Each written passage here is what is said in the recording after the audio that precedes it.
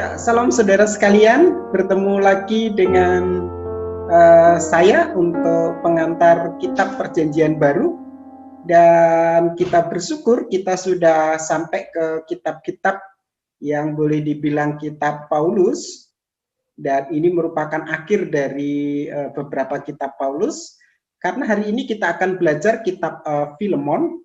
Ya, habis Filemon itu Ibrani, memang Ibrani perdebatan, apakah masih tulisan Paulus atau bukan. Tapi memang secara umum orang mengatakan tulisan Paulus. Jadi hari ini kita nanti akan belajar untuk introduksi secara khusus untuk kitab Filemon. Memang kitab Filemon ini memang kitab yang khusus karena ini kitab yang sifatnya pribadi, ditulis oleh Paulus dan secara khusus ditujukan kepada Filemon terkait dengan persoalan-persoalan yang saat itu terjadi antara Filemon dan Onesimus yang adalah budak Filemon. Ya, nanti kita akan lihat lebih jauh terkait dengan bagian itu. Mari kita akan lihat untuk share screen-nya terlebih dahulu. Ya, jadi kita introduksi kitab Perjanjian Baru, introduksi untuk kitab Filemon ya. Surat Filemon, ya, terkait dengan namanya, kitab Filemon merupakan surat yang bersifat pribadi dan berisi nasihat-nasihat pastoral. Kitab ini diberi nama Filemon sebab kitab ini dialamatkan kepada Filemon. Ya, sebentar saya akan pakai ini, mana ini? Oh, ini. Pointer dulu ya. Jadi kitab ini diberi nama Filemon sebab kitab ini dialamatkan kepada Filemon. Oleh karena itu, jemaat mengenal surat ini sebagai surat Filemon. Ya. Jadi memang kalau kita lihat di dalam kehidupan masyarakat Perjanjian Baru biasanya ya mengenal kitab itu kalau enggak penulisnya kadang alamat suratnya. Karena surat ini ditujukan kepada Filemon, orang mengenalnya sebagai surat Filemon. Nah, seperti itu. Sehingga akhirnya secara umum orang mengakui bahwa ya surat Filemon itu diberi nama surat Filemon ya. Seperti itu berdasarkan dengan alamat suratnya atau tujuan daripada surat itu sendiri. Ini seperti itu. Penulis kitab ya secara umum para teolog setuju bahwa penulis kitab ini adalah Paulus. Ya, sebenarnya ini juga berdasarkan bukti intern, bukti dari dalam kitab itu sendiri. Kalau kita lihat pasal, cuma satu pasal ya, ayat 1 dikatakan, dari Paulus seorang hukuman karena Kristus Yesus, dan dari Timotius saudara kita kepada Filemon yang kekasih, teman sekerja kami. Ya. Dari ayat 1 ini jelas, dari Paulus, seorang hukuman karena Kristus. Ya, seperti itu. Jadi penulis suratnya begitu jelas. Ini gambar-gambar Paulus, bagaimana Paulus dihukum, lalu dipenjara. Ya, seperti itu. Tempat dan tahun penulisan dalam ayat 9 dijelaskan, tetapi aku mengingat kasihmu itu lebih baik aku memintanya daripadamu. Aku Paulus yang sudah menjadi tua, lagi pula sekarang dipenjara karena Yesus, karena Kristus Yesus. Surat Filemon ini sangat berkaitan dengan surat Efesus dan surat Kolose. Sebab ketika Tikhikus mengantar surat Efesus dan surat Kolose, ya, ia juga membawa surat Filemon untuk disampaikan kepada Filemon di Kolose. Nah, ini ada ayat Kolose 4 ayat 7 sampai 9, Filemon ayat 1 dan ayat yang ke-10.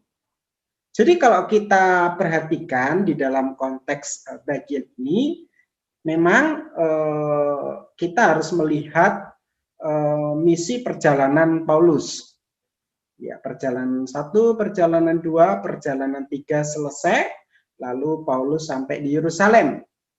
Nah, akhirnya memang Paulus dibawa ke Roma, yaitu Ada orang bilang perjalanan misi keempat, tetapi memang itu setelah perjalanan misi yang ketiga, Paulus dibawa ke Roma.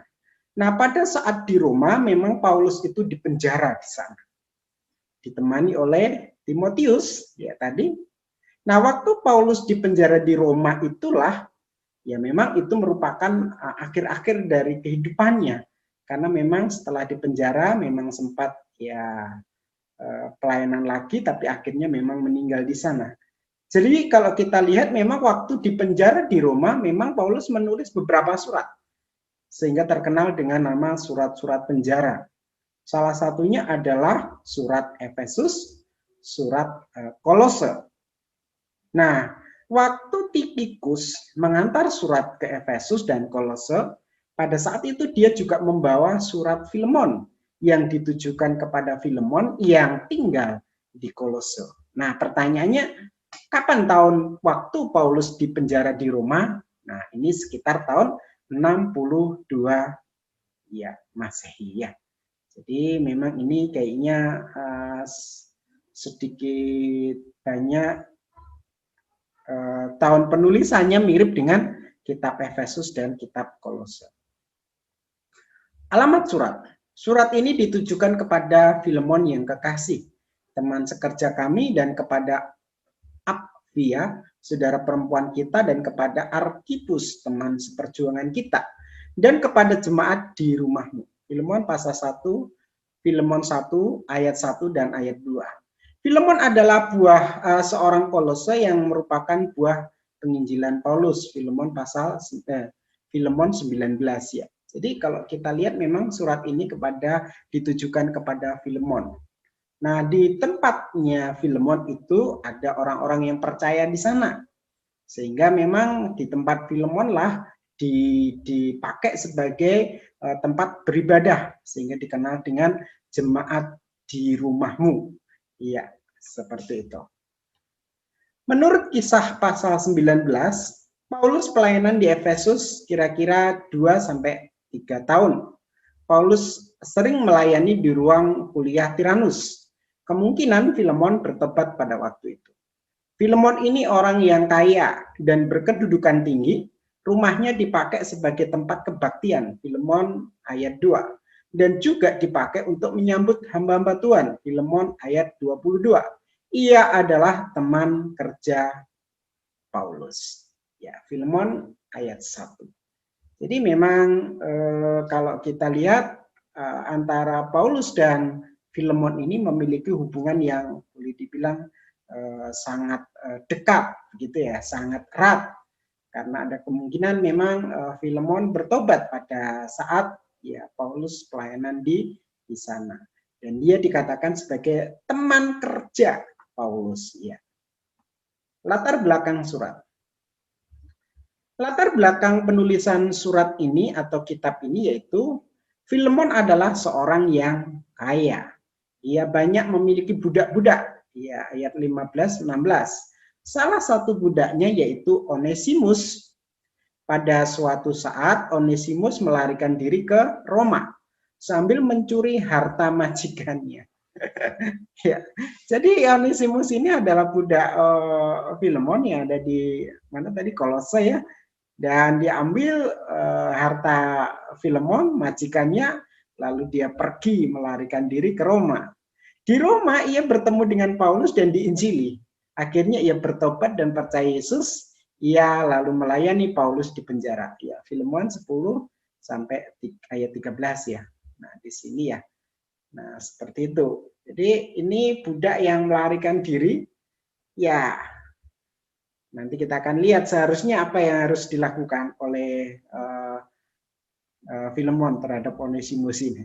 Paulus ingin supaya Onesimus kembali ya menerima Onesimus kembali pada Filemon, tetapi ya bila ia kembali sesuai peraturan ia akan dihukum mati. Ya.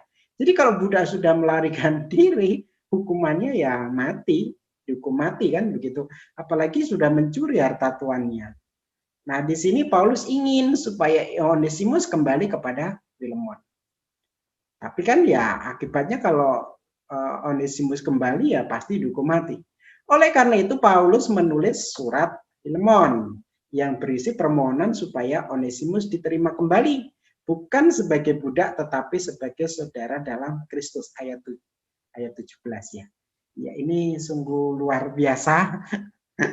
Karena apa ya? Karena status sosial waktu itu kan ya budak itu kan orang rendahan, orang yang dibeli, orang yang tidak punya hak atas hidupnya, hanya melayani tuannya. Tapi sekarang Paulus meminta supaya Filemon mau menerima Onesimus budaknya tadi bukan sebagai budak tapi sebagai saudara dalam Tuhan. Ya, ini kira-kira diterima enggak ya? Iya.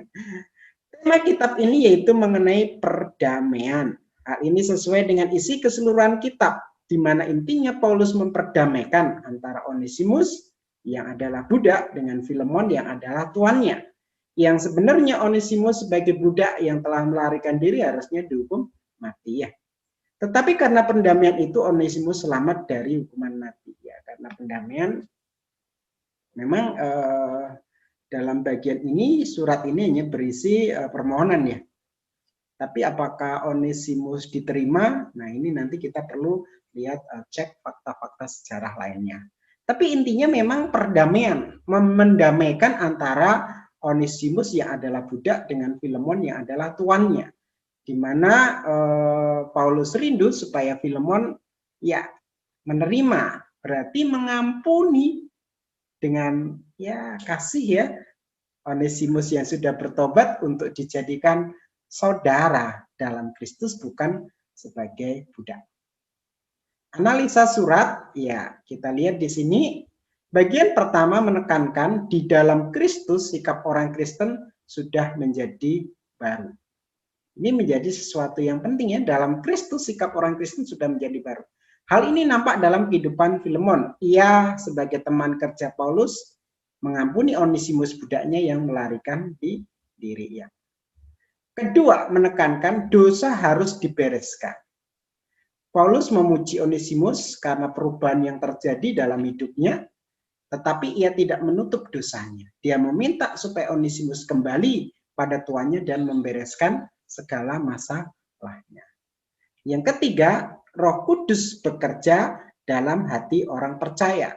Untuk menyelesaikan persoalan itu, masalah Onesimus ini, Paulus mempercayakan sepenuhnya pada Roh Kudus. Ia yakin Roh Kudus bekerja atas hati Filemon dan Onesimus, sehingga terjadi pendamaian tadi.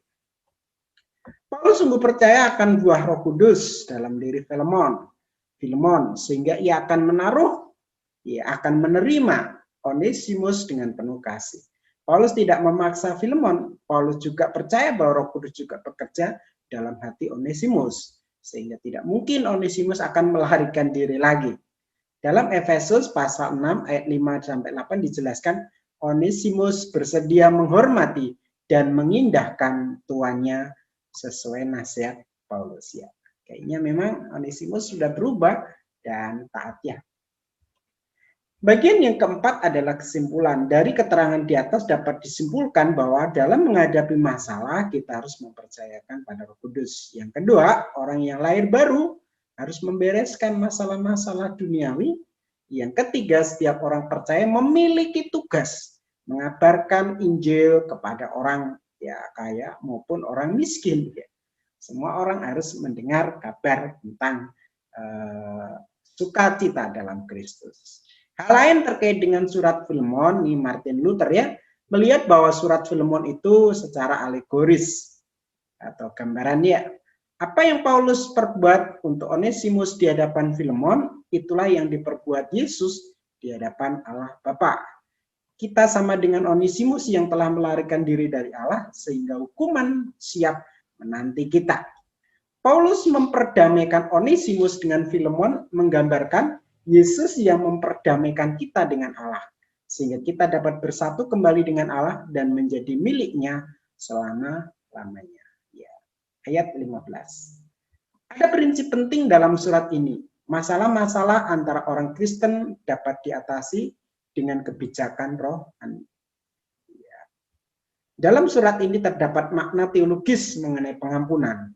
Unsur-unsur pengampunan antara lain, ya, pelanggaran, belas kasihan, perantara, penggantian, pemulihan hubungan dan pembinaan suatu hubungan yang baru. Ya, itu terkait dengan beberapa hal surat Filemon. Tujuan penulisan surat ya secara jelas seperti yang saya sudah jelaskan di atas, tujuannya jelas ya, menyelesaikan persoalan antara Onesimus dan Filemon. Ia memohon Filemon untuk menerima kembali Onesimus sebagai saudara dalam Kristus. Iya, seperti itu. Sikas kitab. Yang pertama, surat ini adalah surat terpendek ya. Karena pendek ya, sedikit satu pasal. Surat ini menjelaskan bagaimana Paulus dan gereja mula-mula menghadapi perbudakan. Karena memang pada zaman itu kan ya perbudakan itu menjadi sesuatu hal yang biasa. Dan di sini sikap kekristenan jelas. Di dalam Kristus ya kita sebagai orang percaya sama ya. Seperti itu. Surat ini menjelaskan kehidupan unik Paulus yang manunggal bersama dengan seorang hamba. Ya, dan menyebut hamba itu adalah buah hatiku. Ayat 12. Ya, terakhir garis besar kitab. Garis besar kitab Filemon ini adalah sebagai berikut. Pendahuluan ayat 1 sampai 3. Doa bagi pelayanan Filemon serta mengucap syukur ayat 4 sampai 7. Permintaan supaya Onesimus diterima kembali ayat 8 sampai 21. Kemungkinan kunjungan Paulus ayat 22 dan penutup ayat 23 sampai 25. Iya. Iya. Iya, saya rasa itu yang bisa saya sampaikan. Memang secara umum kita melihat terkait dengan kitab Filemon ini yang pertama memang ya melalui kitab ini kita diajar untuk bisa mengampuni. Ya, itu ya. Berbicara tentang pengampunan. Jadi pengampunan itu bukan hanya sekedar ucapan, gitu. Pengampunan itu ucapan dan ada bukti nyata ya, dari ucapan itu sendiri. Nah itu berbicara tentang pengampunan. Iya, karena apa? Karena kalau kita lihat memang ya seharusnya Filemon bisa tidak mengampuni kan, karena memang Onesimus budak. Tetapi di dalam Kristus nih Paulus minta supaya Filemon mengampuni Onesimus dan ya menganggapnya bukan lagi budak tetapi sebagai teman dalam saudara dalam Kristus. Lalu yang kedua memang ini cukup menarik, ini salah satu kitab yang membahas tentang masalah sosial yang saat itu ada pada abad atau gereja mula-mula. Bagaimana sikap kekristenan, sikap gereja terhadap perbudakan. Dan ternyata kalau kita lihat memang ya gereja sungguh-sungguh atau hamba-hamba Tuhan atau ya Paulus dan juga bapak-bapak gereja ini melihat bahwa di dalam Kristus itu semua orang sama. Ya gitu ya. Jadi kalau dia sudah percaya mereka ada dalam satu keluarga Allah, saudara dalam Kristus. Sungguh luar biasa, kita bisa belajar dari kitab Filemon. Ya, saya rasa itu yang bisa saya sampaikan. Terima kasih banyak, Tuhan Yesus memberkati kita semua. Amin.